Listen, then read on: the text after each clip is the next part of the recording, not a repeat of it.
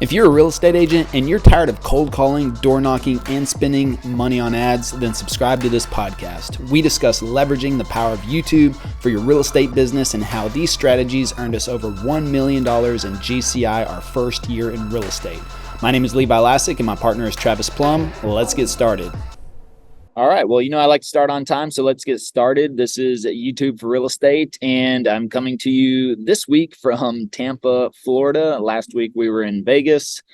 This week in Tampa, Florida. Next week we'll be coming at you from New York, where we get the opportunity to speak at Inman. That's really I'm looking forward to that. That's going to be an amazing opportunity.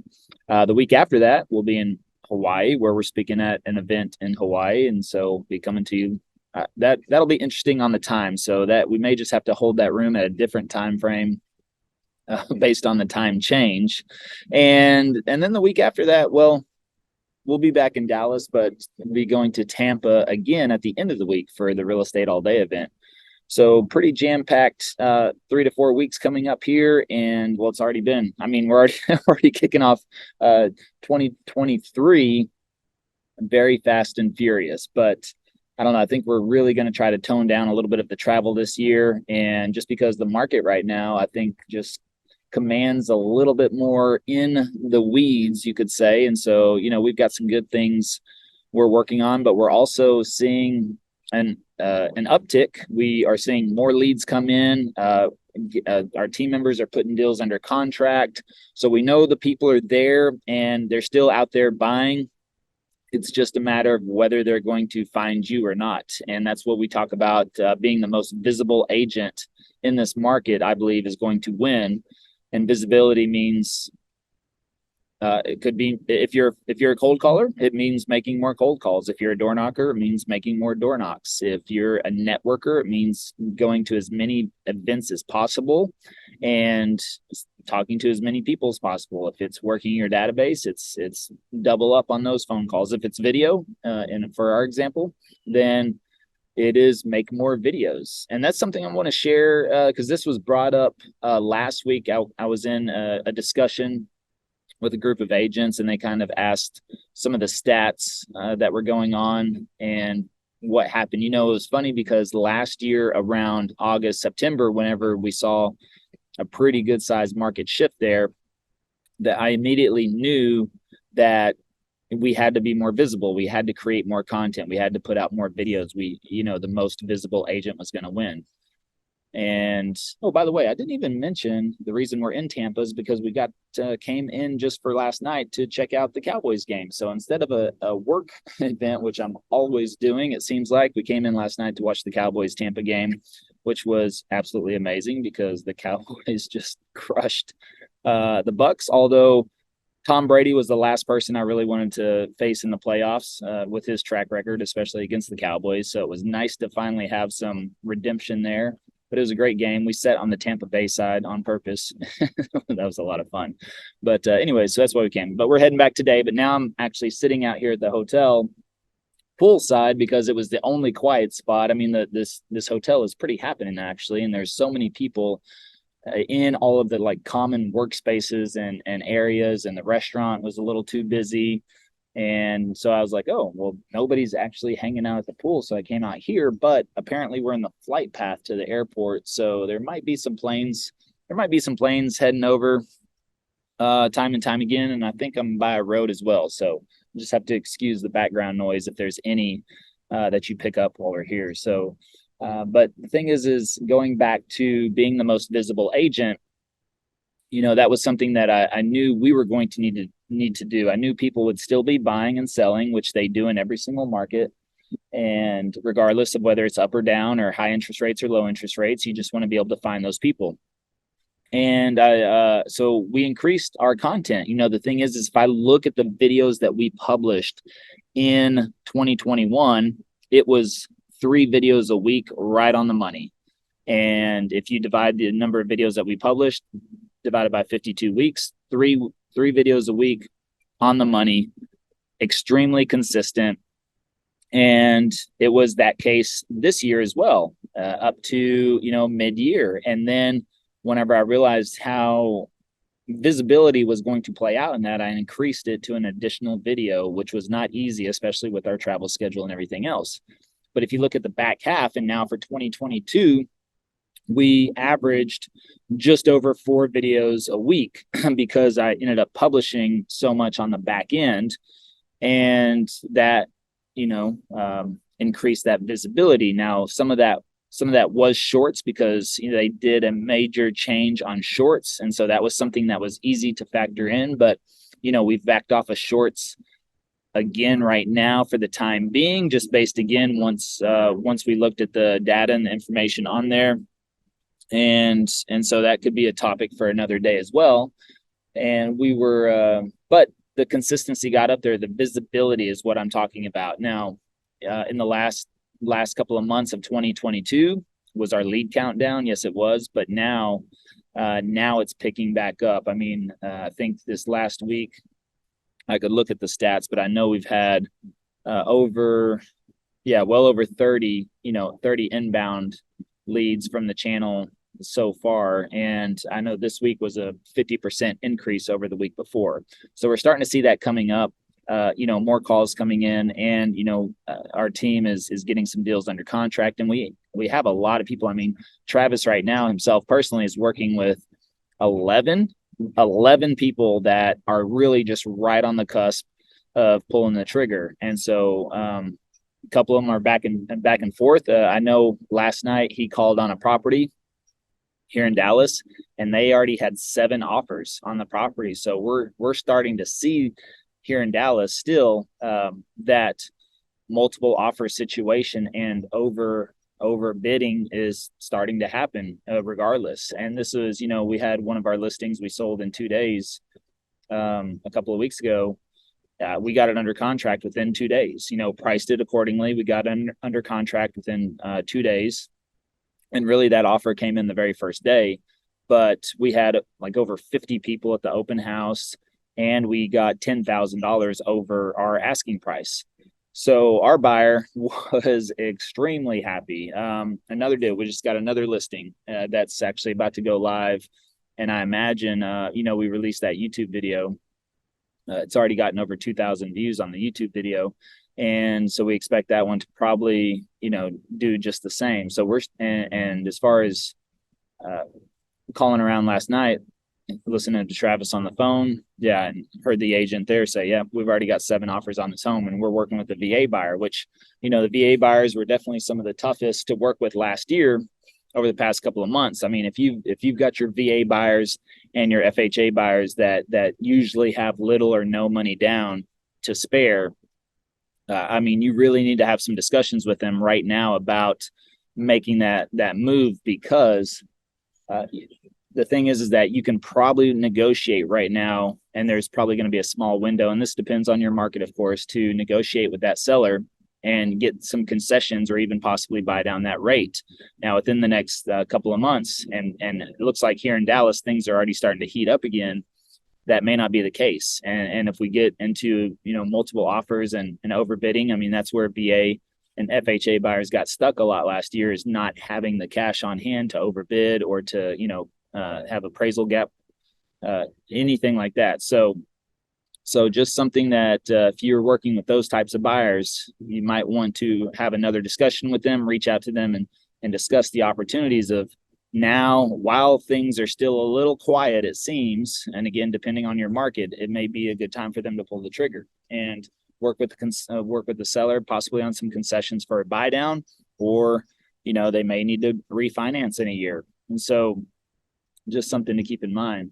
But otherwise, increase the visibility, increase more content, increase more phone calls, increase more events, networking, PTA meetings, whatever it is that you're doing to generate your business. It's just going to have to be more right now. But if you've got a good pool as well, and they're on the buy side, I mean, these are the conversations, because if they do end up reducing interest rates, which that may or may not happen, there's a lot of people sitting on the sideline. And if they come back into the market all at once, then, we could be right back where we started. But anyways, today we're actually talking about other stuff, top tips for making better YouTube videos, real estate videos, right? Is that what we're talking about today, Chrissy? Yep, that's the topic. There we go. All right. So is there anything that you wanted to throw out there first, or do I just start rambling off on some good tips? Well, I think ultimately, and we're kind of talking more about like best practices for the actual creation of the video rather than going into, the keywords or trying to create videos that are going to attract people to the video based on the topic. There's quite a few things that we see, mistakes that are made in the actual filming process that can be avoided. They're usually pretty simple fixes. Like, one of the first things that comes to mind is a lot of people try to film in 4K because they think that's going to make their video so much better. And ultimately, it slows down the process and the color grade that it comes with when you try to convert it over to a regular editing program. While obviously people do release 4K videos and, you can grade to make that video look fantastic. For the average video, that's going to be degraded on YouTube anyway. 4K really isn't worth being used for your videos. So that's really a big question that I get all the time, is whether or not people should use 4K, and I would recommend doing 1080 HD instead. Yeah, there's settings. What I like about on your iPhone, at least, can't speak for the Android people, but on the iPhone, of course, you can set your default settings on your iPhone if you're using that, which, this is something that we've always talked about. And starting out with an iPhone, I still use my iPhone 11 Pro for filming outdoor content. I'm on a 13 right now personally, but I still have not even transitioned to the 12 Pro. I haven't even upgraded my 11 Pro to the 12 Pro to use for filming, just because that one's in my bag and it's charged up, ready to go. And it really does what I need to do. So, and I get comments all the time on the channel, and especially not just from clients, but from real estate agents asking me, man, what kind of camera do you use? It's amazing. That's such good quality.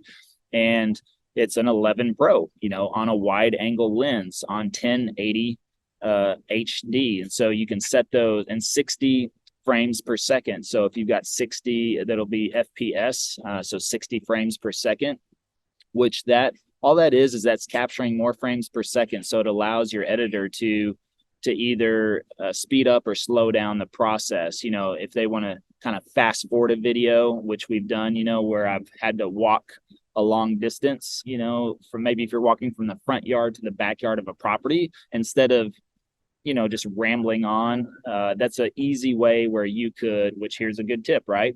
If you want to keep going and you need to cover some ground, from a front yard to a backyard, which I did in our lake life video, I believe.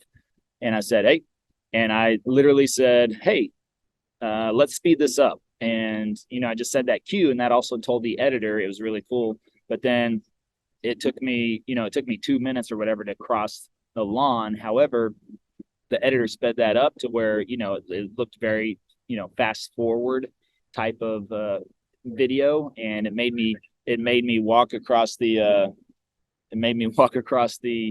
yard very quickly. So it was kind of funny, from a standpoint of viewership. It's you're seeing that speed up and seeing me, shoot across the lawn, but also I don't have to fill that time if I don't want to. If I'm trying to make one point to the next point and I want to transition and I don't want to, I mean, you could just cut off the video, right? You could just stop the video and say, okay, I'll meet you in the backyard, and then walk over there and do your thing. Or like what I did is I just said, oh, let's speed this up. And it just added a nice little visual effect there to where the editor sped that up, made me walk super fast. I got to the front yard within 5 seconds versus 30 seconds. So even just cutting out that little piece and making it a little bit more interesting, things like that. Or if I trip or something like that, whenever I trip and stumble or I'm not watching my step, then Chrissy or the team, they just love to slow that down, rewind it, slow it down, replay, rewind, make me sound all funny, go blah, blah, blah, slow down my voice. And all of that is because of 60 frames per second. Allow me to take a quick break to remind you that we have very important links in the description below. If you want the full story of how we closed over $1 million in commissions our first year and over $2.3 million in commissions our second year, check out the first link. Also, you have the link to our #1 Amazon best-selling book, Passive Prospecting. Last If you enjoy this podcast and you're a giving person, leave a 5-star review, please. Now back to the episode. Because it's capturing more frames in that short time frame, and so that just allows the editor to speed that up or slow that down in according. But otherwise, it just makes overall filming, I believe, as you're watching just the regular video, just look that much better as well. But it keeps it nice, clean, and clear. And that's a really good tip there. And yes, 1080 is HD high definition is plenty. That's all I've ever filmed in.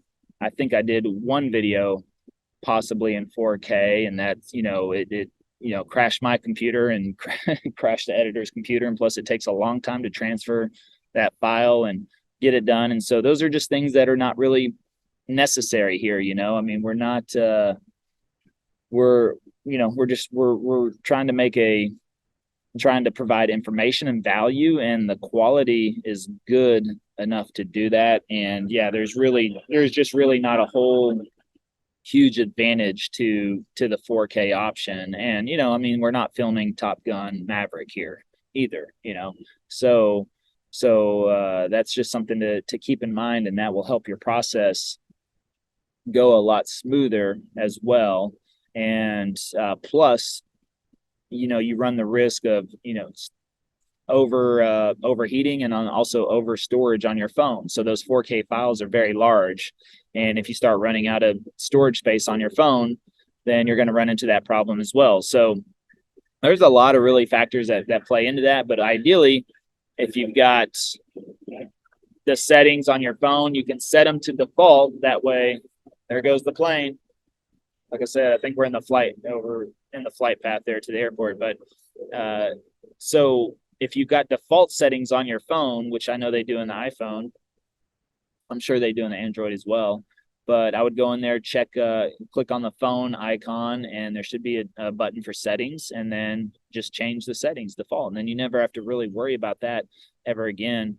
And it stays locked in there. And so that will help you record. And then also, if you're walking and talking, then there is stabilization built into the phones. That's the other thing, is that even driving footage that I do is still taking on the iPhone, and people are blown away the fact that I'm doing that with an iPhone and it's smooth. I mean, that's how good the stabilization built into these phones are for video, for video. So the stabilization as you're walking, just try to hold the phone if you're on a small selfie stick, as we show people how to do that. It's very simple. Just try to keep it as steady as possible, but then, switch hands, especially when you're talking about things. Use your other hand to point out things. Kind of get good about keeping eye contact with the camera. You're having a conversation with the camera, but in reality, it's that other person on the other side, which also goes into how you address the camera. Always address it as an individual.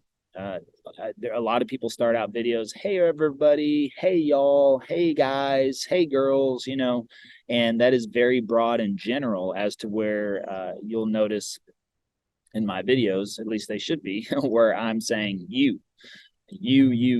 I'm talking to an individual. And so you're thinking about buying a home, you're thinking about making a move, you're thinking about moving to Dallas, Texas, you. So that's what you want to do. And that whenever I'm talking, I'm always saying you. I'm having a conversation with one person. So that is very key to create more of that connection. But otherwise, it's just very broad and general to say, hey, y'all, hey, everybody. And I don't know, it's just, maybe it's a pet peeve of mine now, but when videos are started out that way, I just kind of like, I don't know, just doesn't feel as intimate or towards me, or so I guess even from the viewing experience, I experienced that myself, and I feel like it's a little bit too broad. Anytime somebody says you, I think it really dials you in also and keeps you engaged as well, because again, you do feel like you're having that conversation. And then ultimately you're just walking, you think about if I were there right beside you walking along. I was like, hey, let's go walk through the neighborhood and just kind of give me some, some stats, couple of stats. Don't overbore me, but you can throw in a couple of stats, but tell me some stories, some experiences, things, other homes maybe you've sold in the area or other deals you've gotten for clients. So just talk to me like a person. And that to me was the trickier part of getting on camera. I mean, I've been in sales for 20 plus years, love sales, never had a problem talking to people because I got instant feedback from their facial expressions to their questions, to their interruptions, to their, body movement, to their verbal and nonverbal, cues. I mean, all of that. And so for me, that was the biggest adjustment. I didn't have a fear of the camera. I just had an adjustment period of having a conversation with a inanimate object, something that did not talk back to me, something that did not give me any expression, something that did not interact with me, something that I just stared at. And sometimes, especially when you film by yourself, there's no feedback. I mean, there's zero feedback. So it's unless you watch the video back and you're kind of like, what, did I just make sense? Or did I complete the point I needed to complete? And so all of those factors come into play. So for me, it was more of a learning curve to have a conversation with the camera and treat that camera as if it's not a camera and it's a person sitting right there. It's a one-sided conversation. Now, some of you may be used to that talking to your spouses. So if you're used to having one-sided conversations with your spouses, well, then talking to a camera maybe shouldn't be that difficult, right? So therefore, but if you're that type of person, as I was, where I was used to interacting and getting interrupted and having questions asked and concerns and objections and all of those good sales terms come up, that's the interesting part, right? That's the fun part to figure out. And that was just a little bit of the adjustment period for myself. But once you practice that muscle memory, you get better at it. And that's the thing, is that now I do know the direct feedback is that people are like, man, I feel like you're talking to me, having a conversation. And so that to me is some very good tips there as far as making better videos, is really working on that. The only way you get better at that is by doing it more and doing it often. So that is something else you might want to consider. I mean, if you're starting out, I mean, I would highly recommend making a video a day. That doesn't mean you're going to publish a video a day. It could, I mean, but for YouTube, that's not really required. We're talking 1 to 3 videos a week. And I would say 1 is on the extremely low end, would not be my recommendation. I think if you want to gain any traction, that 2 is better than 1, of course, and 3 is better than 2. So depending on how fast you want to grow, I would make as much content as possible, at least 3 videos a week. But you could still make a video a day and have, 7 days worth of videos. And if you don't publish 3, you still got 4. So that gives you another week and a day of video content. Think about if you made videos for another 7 days, you would have a month's worth of content right there, just because you filmed for 2 weeks every day. I mean, actually you'd have well over 30 days worth of content at three videos a day, just filming a video every day. And guess what happens every day is you start to get better. It's just like with the gym. You could go to the gym 3 days a week and you could probably see some results, but you go every day for 2 weeks, you're probably going to see faster results, and you're going to start getting used to it, and you're going to work through that soreness, and you're going to learn a few things, and you're going to improve your technique. And I think in the beginning, that's not something you have to maintain, but I would work on it as much as possible. If you don't believe you have time, which I think that is what it is a belief. If you don't believe you have time to make a video every day, and you need to do it all in one day on a Saturday, well, you could make 7 videos in a row on a Saturday. It's going to be a full Saturday. And I tell you what, I've done it before. And after the fourth or 5th video, you can get a little camera fatigue. You can get a little talked out. You can get a little, all right, I've had enough. So, if I do batch, it's usually no more than 2 or 3 videos in one day, just because I want to keep them fresh. I want to keep them, I want to keep myself fresh, and I don't want to change that much either. So I don't want to change that much. Now, if you're the type of person that just wears black all the time, well, not a really big deal. So, but me, I don't know. I like to mix it up. I kind of wear the same stuff, but different stuff all the time. But at the same time, I don't know. I also like to get ready in the morning and be ready. So for me, I don't quite batch as much unless I'm going to have a significant travel schedule come up. But right now, then I can make videos whenever I need to make sure they're queued up. And but when in the beginning, this is the more often you do something, the more comfortable you're going to be with it, and the more you're going to get better at that. So that is just something that you want to keep in mind is, practice makes progress, and progress means you're growing, and progress means you're getting better, and we'll always strive for that perfection. I doubt we'll ever get there, but the practice makes progress, and that's what you have to focus on. And doing that more often in the beginning, I think, helps develop that habit, which is, they say I hear different things, 21 days, 30, 32 days, whatever it takes to develop a habit. Think about that. If you made videos every day, one a day for 21 days, I think you would definitely develop a habit. And again, maybe you don't want to do one every day. Now, this also goes back to people that are part-time. If you're part-time, I think video on YouTube is the absolute best way to transition. Because if I worked an 8-hour day, the last thing I would want to do is come home and prospect and network and reach out to, make calls for an hour or two. So for me, I'd rather make a 20-minute video at the end of the day versus try to call people for an hour or two. And the cool thing about YouTube is that you publish that content, you're likely not going to get a call off the first or second video, although we've had people that we work with that's happened before off of their second video. They've gotten calls and deals under contract, but not likely going to happen.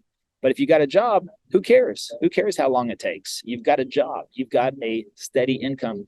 Your number one asset, there's two major assets, I believe, of having a job, as to where a lot of people look at a job as holding them back, and so in their transition. So in their transition, a lot of people with a job will, again, make excuses, and that's what it comes down to. And they'll feel limited because they'll say, again, I don't have time, and I don't have, this or that to be able to do what I want to do. And I would say that, if you've got a job, you've got two major opportunities going for you. Number one, you likely have a set schedule. And so let's just say it's, 9 to 5. If it's 9 to 5 and you come home, well, maybe you hang out with the kids for an hour, 5 to 6, maybe dinner's 6 to 7.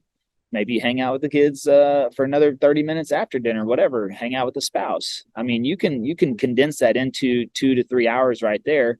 Well, by 8 o'clock, 7:30, 8 o'clock, guess what? You have a choice. You have the choice right there.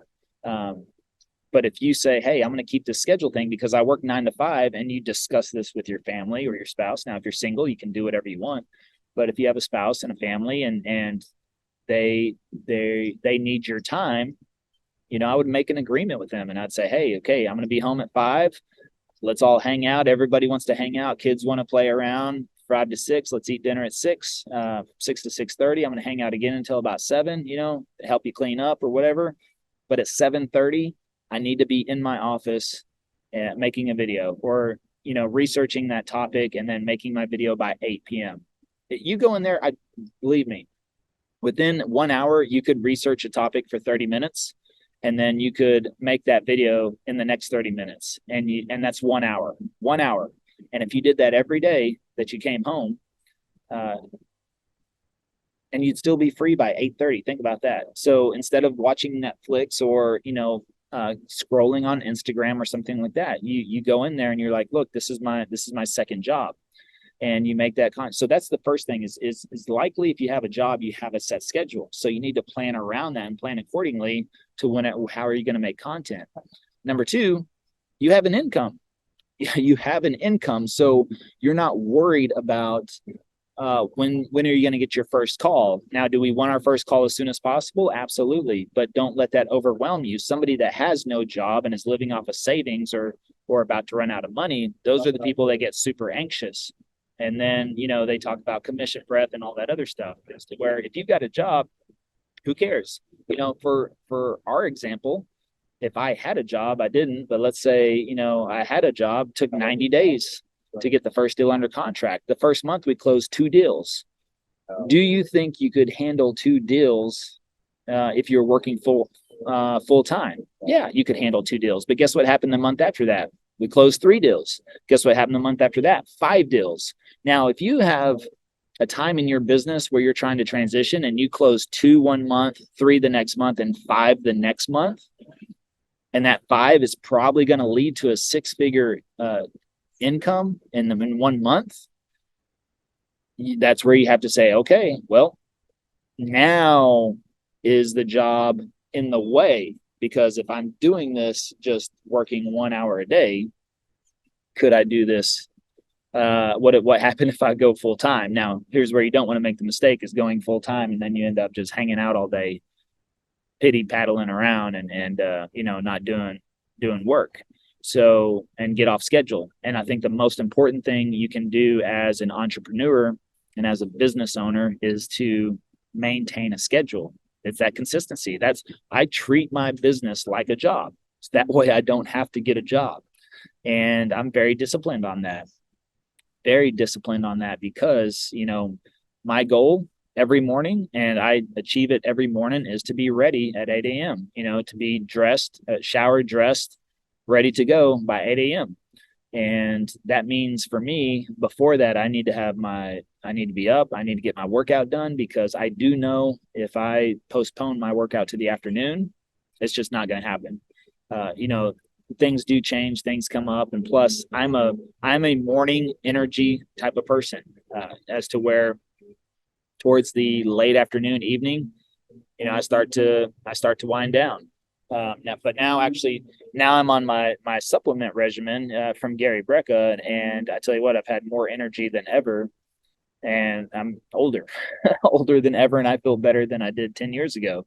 And it's actually even hard for me to sleep at night sometimes, and just because I just feel awake, and I feel energized.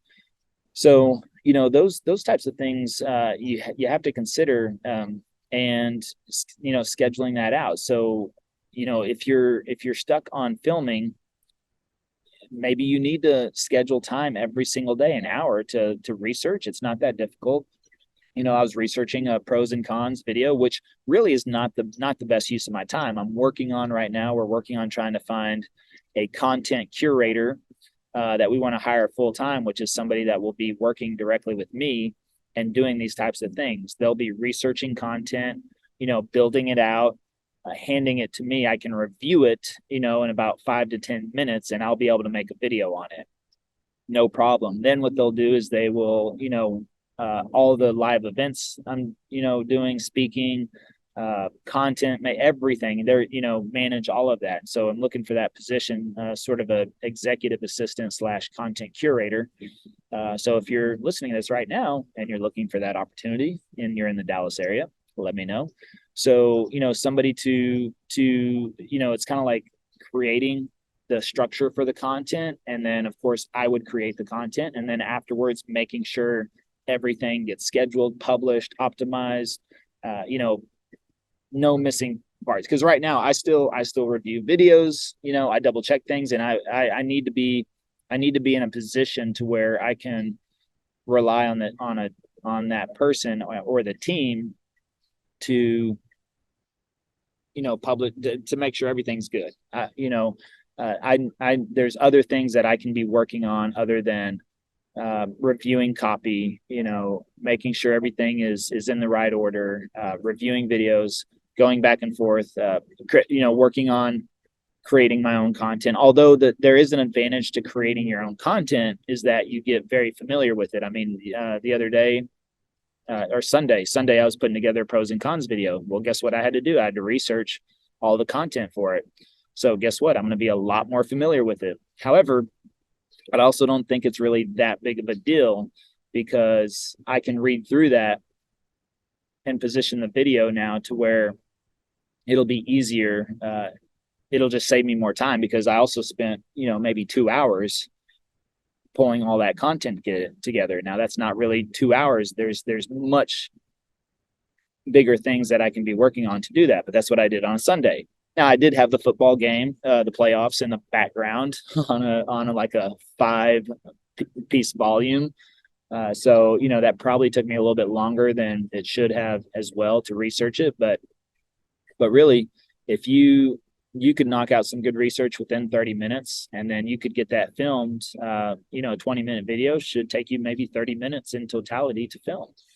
And so, practicing that, staying consistent is going to help develop that muscle memory, going to get you familiar with the process. You're going to learn how to correct issues quicker, and you're going to be able to do it sooner, versus if you film once a week, you may forget week to week what you need to work on and improve, unless you're very detailed and take those notes. So all of these things are very important to making your content a priority really in your life. And that's what it comes down to. I mean, for us, it's everything, in our business. Now we, of course we've diversified as well to some other strategies. What did we close? We closed like 13 million, in 2022, 13 million off of referrals basically. And a couple of local service ads that we ran through Google, that we started out testing like that, but we did 86.2 million from YouTube in 2022. Now we want to get our referral business up, but I would say, hey, 13 million in our second year from referrals and a couple of ads, I would still say would be a success, but we want to do more than that. And we don't want to be, you could look at that as almost a 85% dependent on YouTube, which is amazing. But at the same time, I would like some diversity. I don't want to go down in volume on YouTube, as far as 86. I mean, I would love to hit that again this year or do more, but I want to increase the percentage. Like if we add 40%, 20, 30, 40% other business to YouTube, well, that means we increased our volume. And we've got a great diversity of ways to generate business in there. So it's just some things to consider. But otherwise, scheduling, going back to, I know I'm kind of going off on several different topics here, but it all comes down to tips for better filming, which is number one, figure out your plan. What are you going to do? How, when, and what are you going to film? So set that up, and you have to be consistent on that. Just like any cold caller, we got spend a good amount of time with Ricky Caruth at this last meeting last week in Vegas. Got to know him really, really well. He's somebody I admire. Not doesn't do business the way we do business, but he's relentless on his phone calls. Every morning, 2 to 3 hours, making his phone calls, following up. And that's just that, because he knows that consistency across anything you do is the key. It doesn't matter if it's eating, it's the gym, it's calling, it's content creating, making videos, door knocking. Consistency is what leads to the success in all of those areas, period. It's not, yes, are some going to be better at it than others? Will some see success sooner than others? Yeah, of course. But anybody that stays consistent will see success. And then, that usually compounds. The more you stick at it, it compounds regardless, and then you become very, very, very successful. And that's why I like to say, it took us 22 years to be an overnight success. Sure, we had a lot of success in the last 2 years, but for 20 years I was doing sales, practicing, stayed consistent at sales, really did well. The factor was, though, is I never scaled myself. I never put anything on video. And so therefore my sales lived and died every day with me. So I got better at my sales skills, but I did not get better at my scalability. And that was just something whenever I moved into real estate, I just told myself, I'm not doing that anymore. I'm not going to uh, sell one-to-one anymore. I need something that grows beyond me and is scalable beyond me and works while I'm not working. And if I want to run off to Tampa for a night just to catch a playoff game, I'm not worried about it because guess what? We got videos going out. They're already filmed. They're already in the queue. They're getting published. And guess what? The phone is still ringing because I've got the systems and processes in place for that as well. I mean, think about that. Last year in 2022, I didn't even know this until Alex told me, but we went to 25 conferences, which is ridiculous. I didn't even realize we booked that many, but our goal is to get out and meet and greet and network as much as possible in the real estate and video communities. And that's what we did, 25 conferences. And then we still did 97 million in production. That only happens if you have the right team in place, the systems and the processes, and you have lead generation happening for you regardless of what you do. So, all of that plays into it. So schedule, again, going back to tips, figure out your schedule, make sure your settings are good to go. I mean, that is very simple stuff. As you're filming, if you're walking around through neighborhoods, stay steady, talk easily, be yourself, act normal. Don't be a character.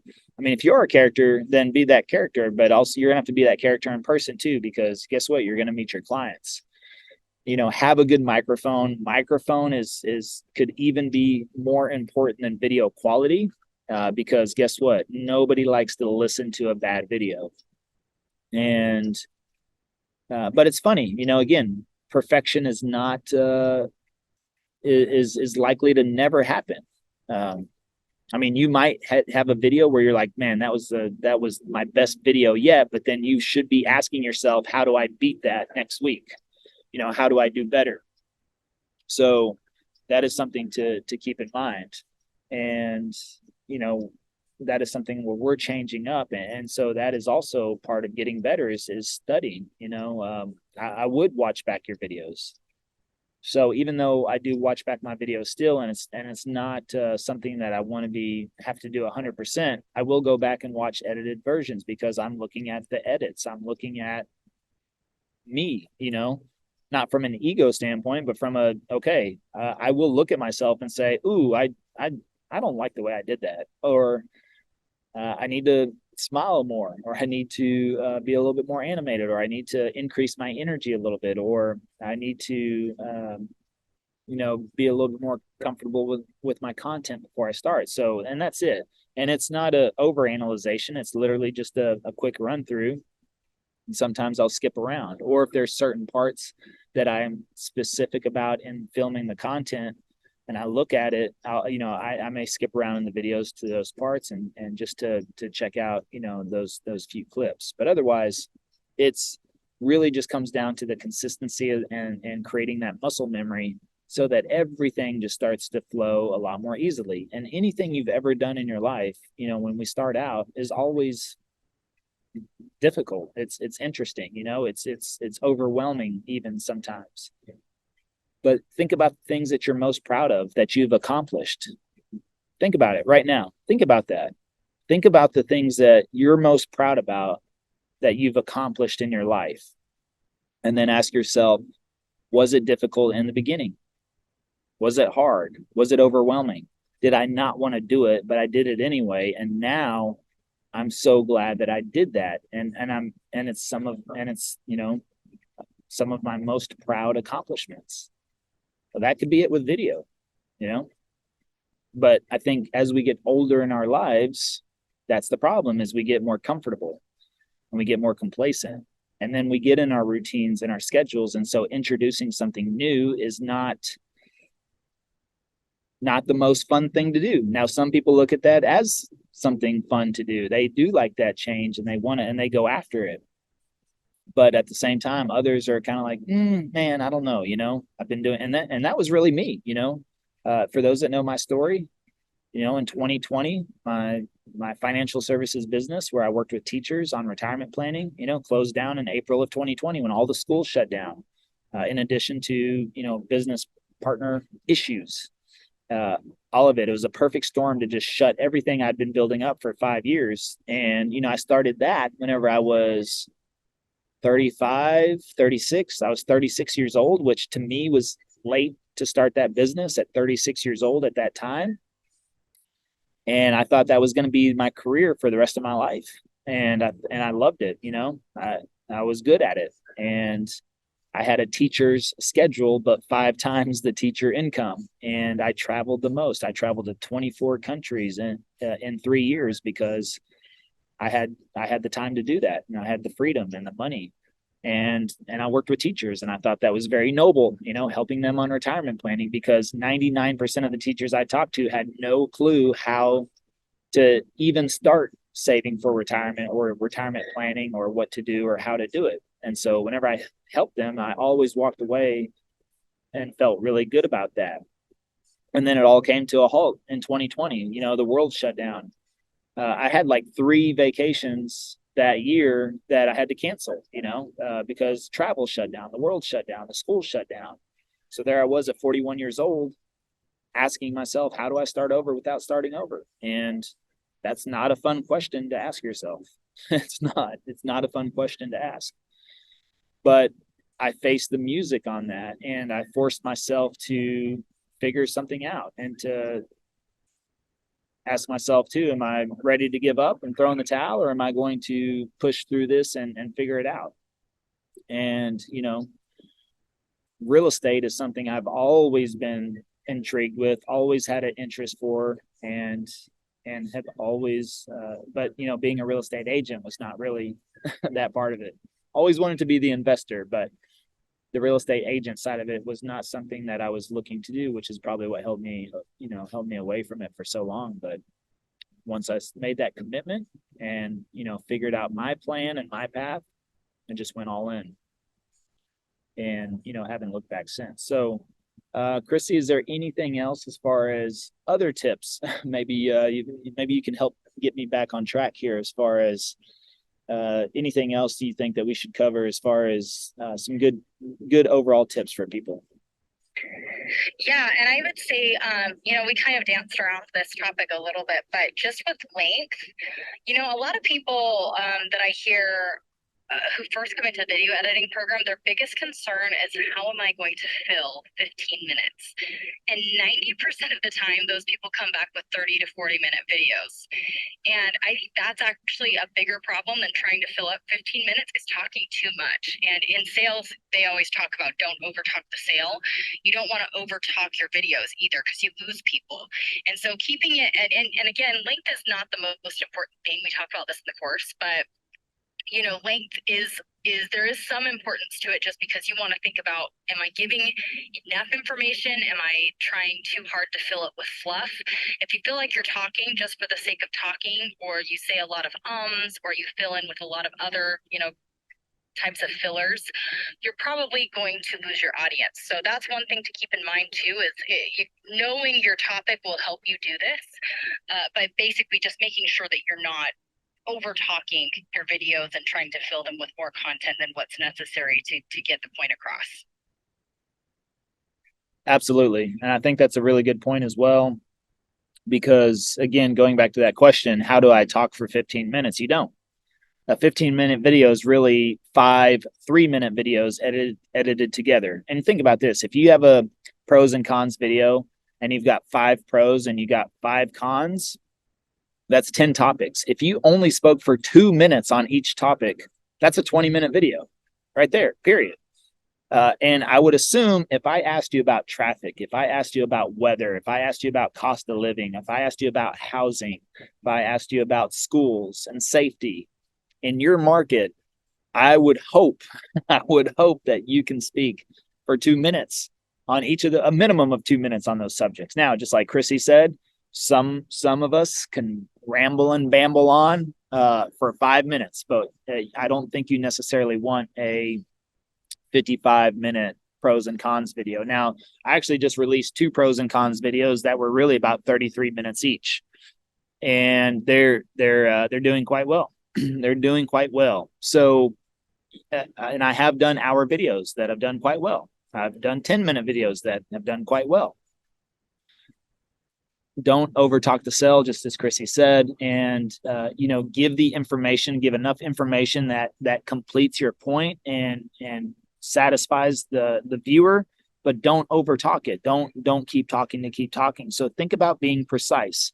And what's funny, we were talking about this the other day at a training class, and and I told somebody, I was like, yeah, I speak in reels now. I speak in reels, which is 60 seconds or less. Basically because, we document so much of what I do, just like right now, I'm filming this, even though I'm on Clubhouse, I'm filming this because, again, we'll strip the audio, put it on podcast. We'll take the video, upload the video to our channel, and we'll chop reels out of this. So anytime I make a point or I start to, talk on a subject, because I know that all of this is being repurposed for content, I will typically speak in 60-second or less increments. And so if you haven't noticed that before, you may notice that now. And sometimes I'll repeat the question or, revise it or something like that at the beginning, just to, again, make it more of a reel worthy topic. And that's what you want to think about if you're making a long form video and you've got 5 pros and 5 cons, for example, and you want to talk 2 to 3 minutes on each one. You just need to talk, but have a beginning, kind of a middle, and then an end. You want to be able to start and stop that clip so that it's easily edited together. That's where I think people really have that hard transition, and they're not used to like just stopping. And so start your point, give the body of it, the middle, and then end that point. And when you end that point, that's where the editor is going to add in the transition, the video cut, the B-roll, whatever the case may be, to make that so smooth that you won't even believe it. And that's where I think you get more and more comfortable with that. Again, that's going back to, having a conversation with the camera. The more you do that, the more you'll see how it comes out as the finished version in the editing process, and just make it a lot easier when you're making videos yourself to be able to, just go with the flow. So, yep. Yeah. And the other thing, just to add to that too, I mean, you mentioned that the last couple videos that we've had have been 30-ish minutes long. That's also not our norm. Our norm is somewhere between, 12 and 15 minutes, I'd say, on average. And so if you're going to have an outlier video, that's a different situation than if you're doing every single video is 45 minutes to an hour long. You're definitely going to have people sleeping on your content. That's for sure. Yep. All right. So I'm going to look in the chat real. Got a couple of questions here. So Renee asked, when you are filming different platforms, do you video twice, one horizontal and one vertical? I don't do that whenever I'm filming. Well, I mean, I do if I'm in my office. Something else I talked about yesterday is that I've got a fixed vertical camera and a fixed horizontal camera in my studio. That is on purpose, because now the thing is that everything filmed horizontal can be cropped into vertical. So you just want to be mindful of that. If you're on a wide angle lens and you're showing homes behind you, that's going to be a little bit more difficult if you're out walking around. But when you're sitting in your office or your studio and you're taking up pretty much 1/3, which is the middle third of that frame, that can easily be cropped down to vertical format. And so any long form video you do that's done horizontal can be chopped up into short form content. But for now, right now, we just, we fixed a vertical camera that I record at the same time I do. It just makes it easier, gives it a little bit more cleaner look. And it's just part of the documentation process. So that way, that's why you'll notice on a lot of my reels on my Instagram is kind of like a side angle shot, because that reels camera is set off to the side. And that's why I'm usually coaching or training or hosting a Zoom or, even like this, that camera will be off to the side. Now, I don't have it right now because, I'm sitting out here at the pool in Tampa. But I'm recording this on in front of me right now, and that will be able to be chopped down into Reels format. So it's not necessary.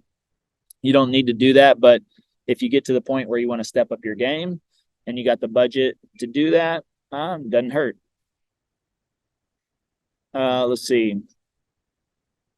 Michael says hi from, I don't know what flag that is, so I'm not sure. Eric asked, what energy booster are you taking? Well, this was funny. I did that. I was talking about this yesterday as well. I poured my heart and soul out on a podcast episode talking about my health journey, which I hadn't really given the full detailed story. And I probably talked for like 45 minutes straight, just going back to the origin, how that all happened and what happens today. But no, I met with Gary Brecka. Gary Brecka, I think, is the leading voice right now on optimizing your health. And if you look at Grant Cardone right now, Dean Graziosis, Tony Robbins, I mean, you look at a lot of these influencers and they're in their 60s and they look better than they did 5-10 years ago. It's because of Gary Brecka. He's working with all of them. Dana White, the president of the UFC, that's a big story right now. Gary Brecka did his blood work, and they said Dana was on the verge of a massive heart attack. He said the lipids in his blood or something like that, some marker in his blood was completely off the charts. Like came back from the lab with emergency levels, and you're supposed to be like in the 100s, and Dana White's was at an 800 something. And Dana White's been on statins and all the blood pressure medication, all this stuff for 10 years. And he was overweight, 30 pounds overweight. And Gary's like, nope, you don't need any of that stuff. We just need to change your vitamins. And he's a big proponent of keto diet. And within 90 days, I know if you look on, it's either on Gary Brecka's Instagram or Dana White's Instagram, I think you'll see the review. I think they did a 5-month follow-up, like 5-month follow-up. They redid all of Dana White's blood work. Basically, he's completely clean. He's off all medication. All of his panels are normal. He'd lost 30 pounds. Like he's I think getting close to 60 now or something. He's got a 6-pack back. I mean, it's just amazing. And so for me, yeah, I met with Gary, and that's what he does. They do a genetic test and a blood test. And the thing is that if you hit a plateau in your life, physically or health-wise, it may not be you. It may not be your diet. It could be your genetics and how you're metabolizing food and vitamins. And so it just put me on the right vitamins. And I used to take 20, 25, I don't know. I used to take a lot of vitamins. I was like, and that's what Gary also talks about is over supplementing, because I used to take a ton of stuff every day just because I thought it was good for me. And when he did everything, he was like, no, you need like 5 vitamins a day. That was it. So cut my pill intake of vitamins down drastically and optimize. So anyways, the gene test, it's very interesting. You have 5 major genes that really play a role in your metabolism. And if it's not your fault. If any one of those are not functioning at 100%, then you've got a compromised metabolism that doesn't allow you to process the vitamins and nutrients that you need 100%. So just something very interesting to look into. And that's it. All right, Dan says, is there a recording? Yeah, these go on our podcast. Mark Willon. Mark Willon says, hey, good information. Love the idea. Okay, cool.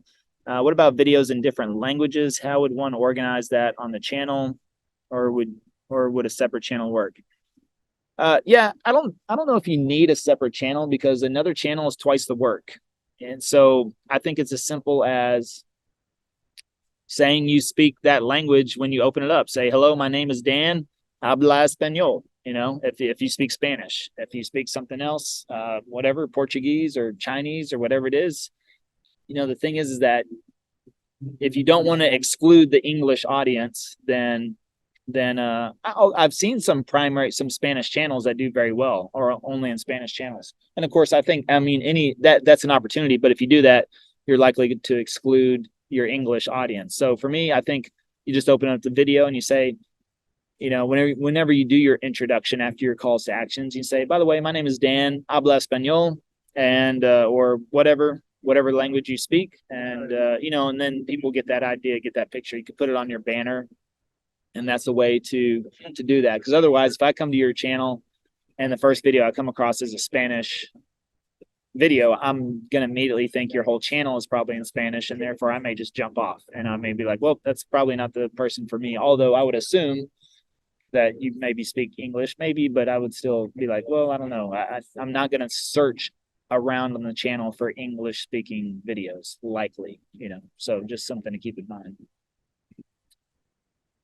Kevin. All right. Kevin made it back from vacation. Good to be on the call. Good to have you, Kevin. And okay. All right. Well, I think that does it. We're right at top of the hour as well. So I think we answered all the questions for today. Chrissy, anything we need to close out with? No, I think that you said everything that needed to be said. We won't over talk the sale today. There you go. All right. So this one I was recording. And the thing is, look, you're going to make mistakes. It's okay. Yesterday, I did a whole podcast episode with Candace Morales and did not record any of it. So rookie mistake. And it happened. So you know what? That's okay. We'll get her back on, redo it. And it's going to be okay. We'll learn even more the next time. So it happens. I can't tell you. Like I said, I recorded that podcast about my health, did not hit record. So that happens every 2 or 3 months for me. I just forget to hit record sometimes. And that's, it's a problem. I hate it, but at the same time, I just move on, and I'll redo that health episode one of these days coming up. So keep in tune for that. But otherwise, go to passiveprospecting.com. Make sure you get signed up to be notified when we release the book. We're coming up very close on that, maybe 30, 45 days for that book release. I'm super excited about that. So passiveprospecting.com. That will be the ultimate blueprint for building your business on YouTube. And I'm looking forward to that. So make sure you go there, get signed up so you're notified to be the first, because we will definitely be running some contests and some giveaways and things like that for people that get the book right out of the gate, and also leave a review on Amazon for us. And by speaking of reviews, please rate and review this podcast. Nothing more you could do for us than leave us a review, please. We put out so much free content all the time. Take our time to help have these discussions, educate as many people as possible. And really, we don't ask for anything in return, except for reviews, if you don't mind. So please rate and review this podcast. That would be absolutely amazing. 5 stars, please. 5 stars. If it's less than 5 stars, well, maybe go rate somebody else's podcast. But no, just please, you found value. That always helps us out a lot. So we'll see you next week. Thank you for joining us on today's podcast. If you're interested in partnering with us to access our YouTube course and coaching at no cost, schedule a call at passiveprospectingpartner.com.